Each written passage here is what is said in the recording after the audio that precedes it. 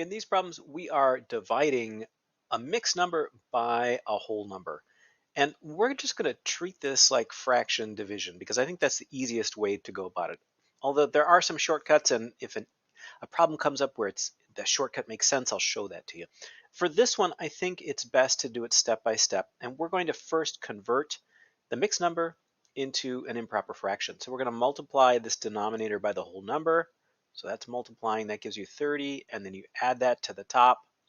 So that's 32, 30 plus 2, so 32 over the denominator, 32 thirds.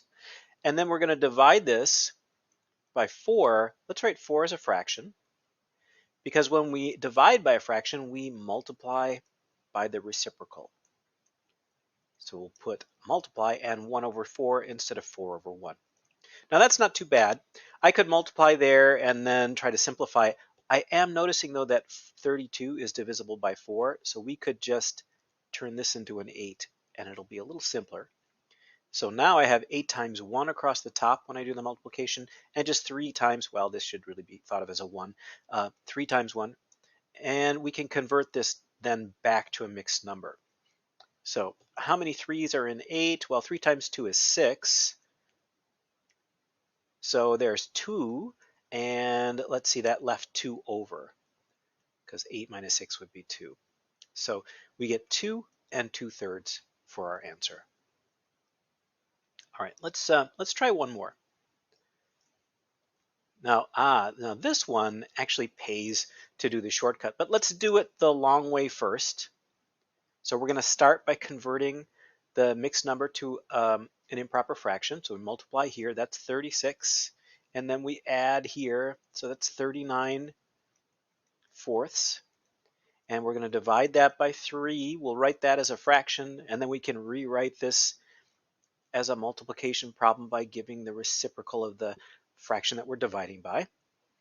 And let's see, oh, it looks like 39 is divisible by 3. Yeah, that would be 13. So we'll make this a 1 and this a 13. And then when we multiply 13 times 1 and 4 times 1, we've got 13 fourths. Converting that back to a mixed number, I'm going to ask how many 4's are in 13. Well, 3 times 4 is 12. And with that leaves 1 left over because 13 minus 12 is 1. So 3 and 1/4.